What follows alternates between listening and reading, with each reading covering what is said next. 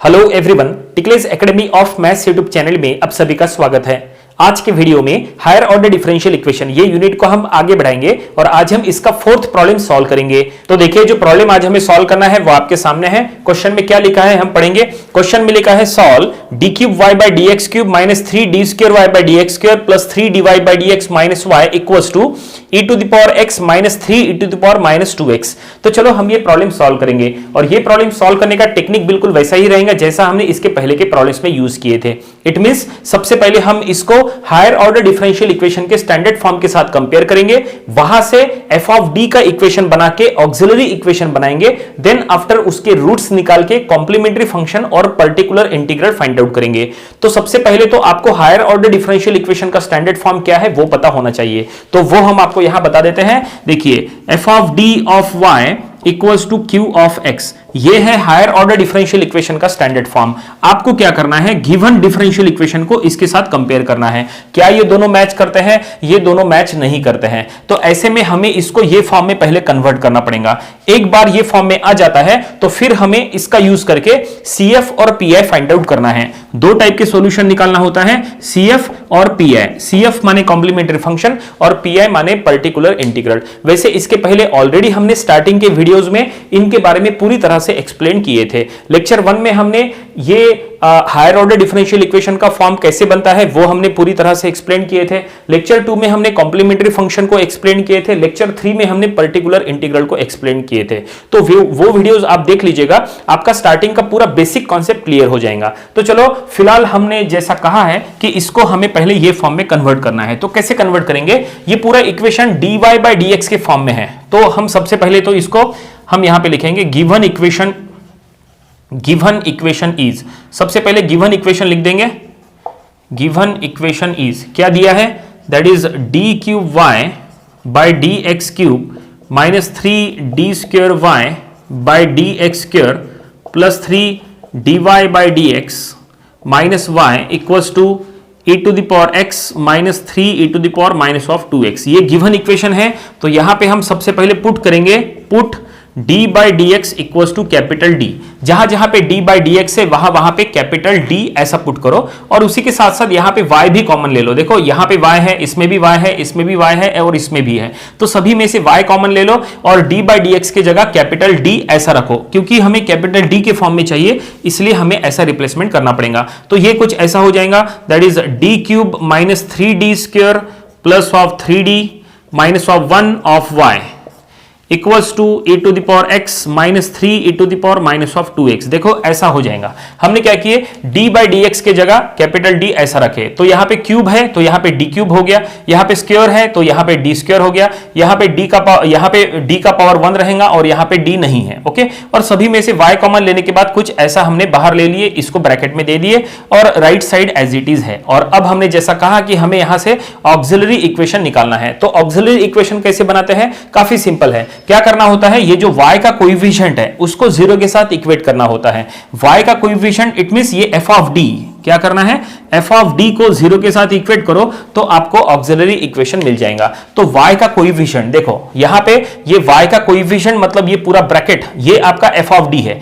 f of d of y equals to q of x, ये दोनों match करते हैं। ठीक है, तो अब ये जो f ऑफ d है, f ऑफ d को 0 के साथ इक्वेट करो। तो हम यहां पे लिखेंगे ऑक्सिलरी इक्वेशन इज, क्या करना है, d cube minus 3d square plus of 3d minus of 1 equals to 0। देखो, ये हमें ऑक्सिलरी इक्वेशन मिल गई। ठीक है, हमने क्या किया, y का कोएफिशिएंट जो भी था उसको हमने 0 के साथ इक्वेट किए। y का कोएफिशिएंट इट मींस ये f ऑफ d को 0 के साथ इक्वेट किए तो ये ऑक्सिलरी इक्वेशन मिल गई। और अब हमें इसके रूट्स निकालना है। अगर हमें इसके रूट्स निकालना है तो रूट्स निकालने के लिए दो ऑप्शन है, या तो आप मैन्युअली रूट्स निकालो कैलकुलेट करके, या तो आप कैलकुलेटर का यूज करो। आप चाहे तो कैलकुलेटर में डायरेक्टली इसके रूट्स निकाल सकते हैं। कैलकुलेटर के इक्वेशन मोड में अगर आप सॉल्व करेंगे तो रूट्स निकल जाएंगे। तो देखो, हम इसके रूट्स अगर निकाले तो यहाँ d का कोएफिशिएंट है 1, यहाँ पे नेक्स्ट कोएफिशिएंट है -3, नेक्स्ट कोएफिशिएंट है 3 और लास्ट कोएफिशिएंट है -1।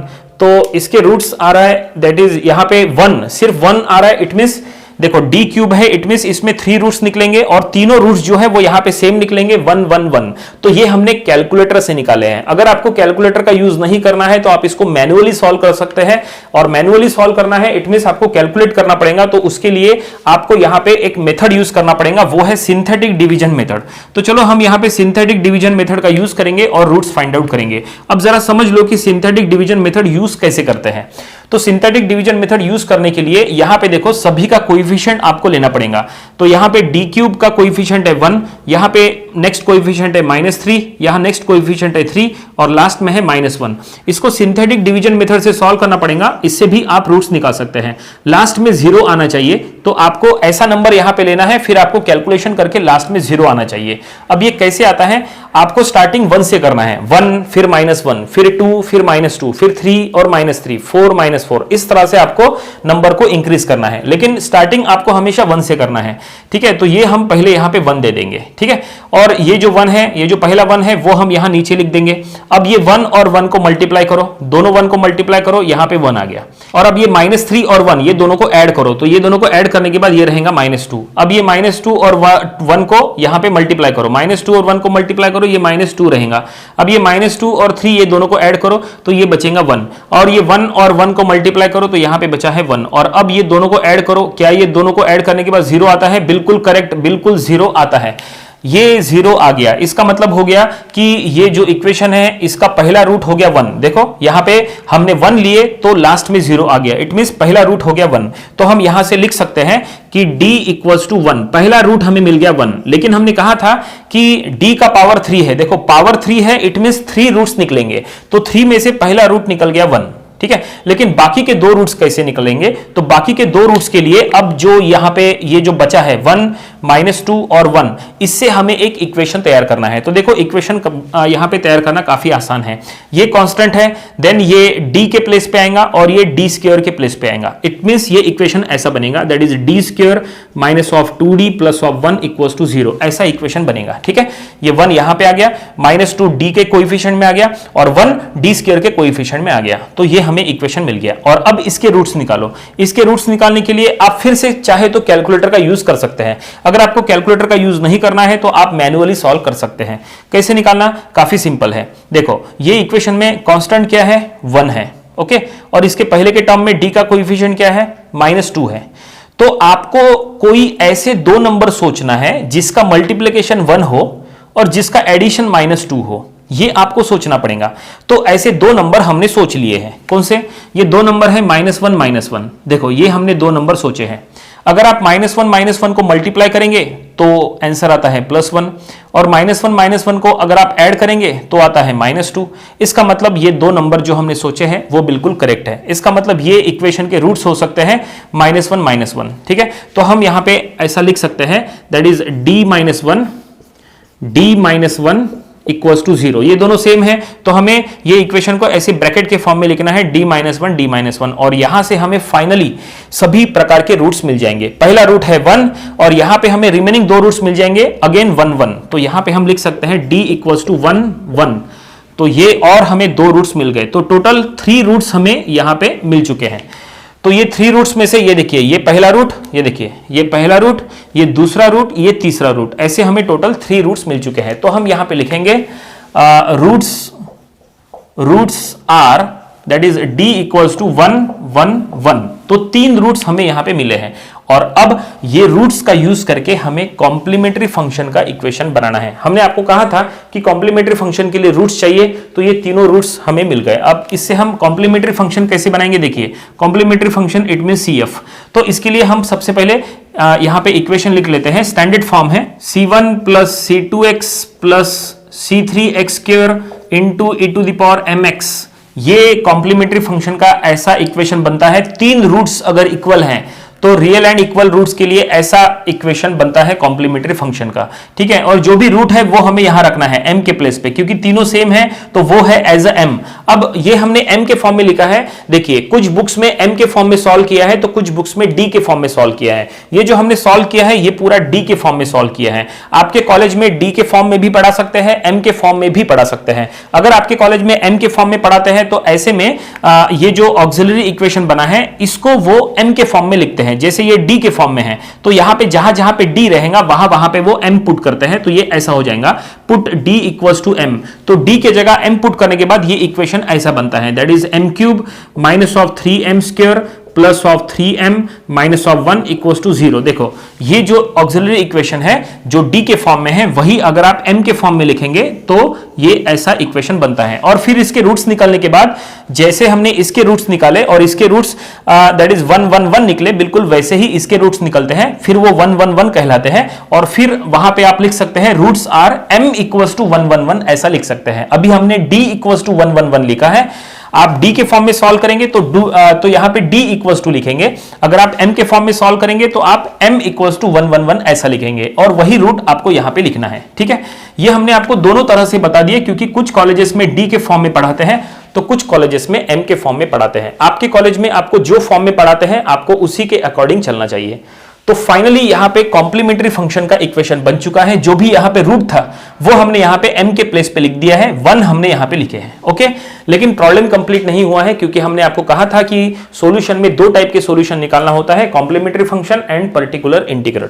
तो कॉम्प्लीमेंट्री फंक्शन CF तो निकल गया, अब बारी है पर्टिकुलर इंटीग्रल की। तो पर्टिकुलर इंटीग्रल का फार्मूला क्या है? देखो पर्टिकुलर इंटीग्रल का फार्मूला ऐसा है, PI equals to 1 by f of d into q of x. ये है पर्टिकुलर इंटीग्रल का formula, 1 by f of d माने क्या है? वही y का कोइफिशिएंट, ये जो y का कोइफिशिएंट है F of D, it means ये देखिए ये जो इक्वेशन था that is d cube minus 3d square plus 3d minus 1, ये हमें यहां पे रखना है। ठीक है, तो ये एफ ऑफ डी के जगह पे रखना है। और क्यू ऑफ एक्स मतलब क्या? तो इक्वल्स टू के राइट साइड में देखो ये जो हमारा इक्वेशन बना था इसमें इक्वल्स टू के राइट साइड में ये जो पूरा टर्म है ये पूरा क्यू ऑफ एक्स है, क्योंकि इक्वल्स टू के राइट साइड में पूरा क्यू ऑफ एक्स होता है, तो ये पूरा क्यू ऑफ एक्स हमें यहां रखना है। तो चलो हम ये पुट करेंगे और पीआई फाइंड आउट करते समय आपको पीआई में यूज होने वाले 6 केसेस की जानकारी होना चाहिए। पीआई में टोटल 6 केसेस आते हैं, इट मींस ये जो क्यू ऑफ एक्स है ये टोटल 6 टाइप्स के आते हैं, तो उसकी जानकारी आपको होना चाहिए। पीआई का जो हमने स्पेशल वीडियो अपलोड किए थे इसके पहले स्टार्टिंग में, उसमें हमने ये सभी 6 केसेस को पूरी तरह से एक्सप्लेन करके बताए थे, वो वीडियो आप देख लीजिएगा, सभी 6 केसेस की जानकारी आपको मिल जाएंगी। तो चलो फाइनली अब हम यहां पीआई फाइंड आउट करना शुरू करते हैं। तो पीआई का फार्मूला हमने आपको जैसा बताया 1 बाय एफ ऑफ डी, तो चलो एफ ऑफ डी हम यहां पुट करेंगे। ये देखिए ये जो y का कोएफिशिएंट है ये y का coefficient he F of D है, तो वो हम यहां पे रखेंगे एफ ऑफ डी के जगह पे, तो ये हम लिखेंगे that is d cube minus 3d square plus of, just a minute, ये हम plus of 3d minus of 1, ये हमने 1 बाय एफ ऑफ डी ऐसा लिख दिए। और अब क्यू ऑफ एक्स हमें लिखना है, तो जैसा कहा था कि इक्वल्स टू के राइट साइड में ये जो पूरा 2 एक्सपोनेंशियल टर्म है यही क्यू ऑफ एक्स है, तो ये हम लिखेंगे into e to the power x minus 3 e to the power minus of 2x, इसको हम ब्रैकेट में दे देंगे।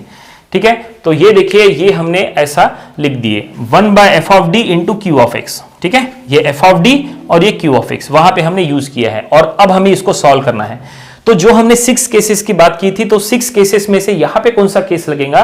तो यहां पे केस नंबर 1 लगेगा। वो इसलिए क्योंकि यहां पे एक्सपोनेंशियल है, देखो यहां पे एक्सपोनेंशियल है, लेकिन केस 1 के रूल्स अप्लाई करने के पहले एक काम करेंगे, ये दोनों टर्म्स को यहां पे ये फ्रैक्शन से मल्टीप्लाई कर लेंगे। ठीक है, ये फ्रैक्शन से इसको भी मल्टीप्लाई करो और इसको भी मल्टीप्लाई करो। तो देखो मल्टीप्लाई करने के बाद क्या होता है, हम यहां से लिखते हैं क्योंकि ये थोड़ा बड़ा हो सकता है, तो 1 बाय ये हो जाएगा that is d cube minus 3d square plus of 3d minus of 1 into e to the power x. तो ये पहले टर्म को मल्टीप्लाई कर लिए और अब दूसरे टर्म को मल्टीप्लाई करेंगे, तो माइनस 3 यहां पे डिनोमिनेटर में d cube minus 3d square plus of 3d minus of 1 into e to the power minus of 2x। ठीक है, ये देखिए ये जो हमने मल्टीप्लाई किए हैं, ये मल्टीप्लाई करते समय हमने यहाँ पे क्या किए, हमने यहाँ पे जो कांस्टेंट टर्म है वो हमने यहाँ बाहर ले लिए। ठीक है, यहाँ पे देखो जब हमने सेकंड टर्म के साथ मल्टीप्लाई किए तो -3 जो कांस्टेंट है वो हमने यहाँ बाहर ले लिए, यहाँ पे न्यूमरेटर में लिख दिए, और सिर्फ हमने यहाँ पे एक्सपोनेंशियल टर्म लिखा है। और अब हमें यहाँ पे केस 1 के रूल्स अप्लाई करना है। तो केस 1 में रूल क्या है वो पहले आप समझ लो, उसके लिए हम आपको यहाँ साइड में बता देते हैं। देखो केस 1 में पीआई का फार्मूला ऐसा था 1 by f of d into e to the power A x. Case 1 में फार्मूला ऐसा था, तो रूल ये है कि केस 1 में यहाँ पे E to the power A X में जो एक्स का कोएफिशिएंट है, इट मींस जो ए है वो यहां पे हमें डी के जगह रिप्लेस करना होता है। जहां जहां पे डी है वहां पे हमें ए रिप्लेस करना हुआ है। It means d is to be replace by a, d के जगह आपको ए रिप्लेस करना है। लेकिन डी के जगह ए रिप्लेस करते समय आपको एक बात का ध्यान रखना है कि डिनोमिनेटर जीरो नहीं आना चाहिए। It means denominator non zero रहना चाहिए, डिनोमिनेटर जीरो नहीं आना चाहिए, यह ध्यान में रखो। रिप्लेसमेंट करते समय अगर डिनोमिनेटर जीरो नहीं आता है तो फिर समझ लो आप जो रिप्लेसमेंट करने वाले हैं वो बिल्कुल करेक्ट है। लेकिन रिप्लेसमेंट करते समय अगर डिनोमिनेटर जीरो आता है तो फिर आप रिप्लेसमेंट नहीं कर सकते हैं, फिर आपको दूसरे मेथड से सॉल्व करना पड़ेगा। ठीक है, तो ये है केस 1 में। और अब देखते हैं यही रूल अगर हम यहां अप्लाई करते हैं तो क्या होता है। तो यहां पे देखो, इसको इसके साथ कंपेयर करो, ये दोनों मैच करते हैं, बिल्कुल मैच करते हैं। 1/f of d e to the power ax, ये देखो 1/f of d e to the power ax के फॉर्म में है। यहां पे x का कोएफिशिएंट क्या है, x का कोएफिशिएंट 1 है, x का कोएफिशिएंट 1 है, इट मींस a का वैल्यू 1 है। देखो x का कोएफिशिएंट माने a होता है, यहां पे a का वैल्यू 1 है। तो हमने जैसा रूल कहा था कि अगर यहां पे एक्सपोनेंशियल है तो रूल ऐसा है कि ये f ऑफ d के इक्वेशन में जहां जहां पे d है वहां पे हमें a का वैल्यू पुट करना है। तो a का वैल्यू यहां पे 1 है, तो चलो यहां पे जहां जहां पे d है वहां पे 1 पुट करते हैं, यहां पे 1 पुट करते हैं, यहां पे 1 पुट करते हैं और यहां भी 1 पुट करते हैं और देखते हैं कि डिनोमिनेटर जीरो आता है या नहीं। अगर डिनोमिनेटर जीरो नहीं आता है तो समझ लो आप जो रिप्लेसमेंट करने वाले हैं वो बिल्कुल सक्सेसफुल होगा। तो चलो यहां पे देखते हैं, यहां पे 1 पुट करो, यहां पे 1 पुट करो और यहां पे 1 पुट करो। तो देखो ये कैलकुलेशन करके क्या ये जीरो हो रहा है, तो ये हो जाएगा 1 माइनस ऑफ, देखो हम इसका कैलकुलेशन यहां रफ में बता देते हैं, ये हो जाएगा 1, देन ये हो जाएगा माइनस ऑफ 3, देन ये हो जाएगा प्लस ऑफ 3 और ये हो जाएगा -1। देखो ऐसा, तो ये फाइनली ये सभी कैंसिल हो गए, इट मींस ये जीरो हो रहा है, ये जीरो हो रहा है। रिप्लेसमेंट करते समय यहां पे ये जीरो आ रहा है, इसका मतलब हम यहां पे अभी रिप्लेसमेंट नहीं कर सकते हैं क्योंकि डिनोमिनेटर जीरो हो रहा है। चलो यहां पे भी हम चेक कर लेते हैं कि क्या होगा। यहां पे e to the power ax के फॉर्म में है, a का वैल्यू क्या है, देखो -2 है, x का कोएफिशिएंट a होता है, a का वैल्यू -2 है। तो यहां पे जहां जहां पे d है वहां पे -2 पुट करके देखो, यहां पे d है तो यहां पे -2 पुट करके देखो, यहां पे भी -2 पुट करो, यहां पे भी -2 पुट करो और देखते हैं इसको। चलो रफ में फिर से हम इसको चेक कर लेते हैं। d क्यूब इट मींस -2 का क्यूब, -2 का क्यूब क्या होगा, -2 का क्यूब -8 होगा। देन यहां पे -3 इंटू डी स्क्वायर माने -2 स्क्वायर मतलब 4, इसका मतलब ये -3 इंटू 4 तो ये हो गया -12। देन यहां पे 3 इंटू डी माने -2 तो 3 इंटू -2 तो ये हो गया -6 और ये फिर है -1। तो क्या ये जीरो हो रहा है, ये जीरो नहीं होगा, सभी के आगे माइनस है, इट मीन सभी का एडिशन होगा, ये जीरो नहीं हो रहा है। इसका मतलब यहां पे हम रिप्लेसमेंट कर सकते हैं क्योंकि यहां पे रिप्लेसमेंट करते समय डिनोमिनेटर जीरो नहीं हो रहा है, लेकिन यहां पे हम रिप्लेसमेंट नहीं कर सकते हैं क्योंकि यहां पे डिनोमिनेटर जीरो हो रहा है। तो चलो अब हम बताते हैं कि यहां अगर डिनोमिनेटर जीरो हो रहा है तो ऐसे में हमें क्या करना है। ऐसे में यहां पे न्यूमरेटर को x से मल्टीप्लाई करना है। क्या कहा, न्यूमरेटर को x से मल्टीप्लाई करना है और डिनोमिनेटर को डिफरेंशिएट करना है और फिर आगे प्रोसेस करना है। तो चलो देखते हैं कि ये क्या होगा। तो जैसा हमने कहा कि यहां न्यूमरेटर में x से मल्टीप्लाई करना है, तो ये हमने न्यूमरेटर में x लिख दिए और डिनोमिनेटर को डिफरेंशिएट करना है। d क्यूब का डिफरेंशिएशन होगा 3d स्क्वायर, ये यहां पे d स्क्वायर का डिफरेंशिएशन होगा 2d और 2 इंटू 3 करेंगे तो ये हो जाएगा -6d और यहां पे 3d का डिफरेंशिएशन हो जाएगा +3, -1 का डिफरेंशिएशन 0 क्योंकि वो कांस्टेंट है। Then into e to the power x यहां पे एज इट इज रखो और यहां पे तो हम रिप्लेसमेंट कर सकते हैं क्योंकि हमने यहां पे चेक कर लिया है कि डिनोमिनेटर 0 नहीं आ रहा है। तो ये d cube it means -2 cube, then -3 into -2 square plus of 3 into -2 -1 into e to the power -2x। देखो ये हमने ऐसा लिख दिया है। ओके, ये हमने क्या किए, d के जगह -2 पुट अप किए, जहां जहां पे d है वहां पे हमने -2 पुट किए। ओके, और ये तो जीरो नहीं आने वाला है, हमने पहले ही चेक कर लिए थे। लेकिन यहां पे देखो पहले टर्म में हमने डिनोमिनेटर को डिफरेंशिएट करके अब एक नया इक्वेशन बना लिए हैं। अब यहां पे फिर से केस 1 का रूल अप्लाई करो, यहां पे फिर से d के जगह a पुट करो और देखो कि डिनोमिनेटर फिर से 0 आता है या नहीं। a का वैल्यू क्या है, a का वैल्यू यहां पे 1 है क्योंकि x का कोएफिशिएंट 1 है। तो देखते हैं इसको रफ में कि क्या ये 0 आ रहा है। तो देखो यहां d के जगह 1 रखो, यहां d के जगह 1 रखो, यहां पे तो d नहीं है। ओके, तो ये d के जगह 1 आएगा तो ये रहेगा 3 माइनस ये रहेगा 6 प्लस ये रहेगा 3, तो ये क्या हो जाएगा, ये फिर से 0 हो रहा है। 3 और 3 6 और -6, ये फिर से 0 हो रहा है। यहां पे अगर आप रूल नंबर 1 अप्लाई करेंगे, यहां पे केस नंबर 1 अप्लाई करेंगे तो फिर से ये 0 हो रहा है। और अगर ये 0 हो रहा है इसका मतलब हम यहां पे रिप्लेसमेंट नहीं कर सकते हैं, हमें फिर से न्यूमरेटर में x से मल्टीप्लाई करना पड़ेगा। तो हम देखो न्यूमरेटर में x से मल्टीप्लाई करेंगे तो न्यूमरेटर में अब x स्क्वायर हो जाएगा, पहले का x और नया x स्क्वायर हो गया। और अब डिनोमिनेटर को फिर से डिफरेंशिएट करना पड़ेगा, तो 3d स्क्वायर का डिफरेंशिएशन 2d, 2 इंटू 3 हो जाएगा 6d, then minus of 6, okay, और ये प्लस यहां पे 3 का differentiation 0 into e to the power x, ये ऐसा, ठीक है। यहां पे d स्क्वायर का हो गया 2d into 3 that is 6d, okay. 6d में d का डिफरेंशिएशन 1 तो -6 एज इट इज बचेगा, 3 का डिफरेंशिएशन 0।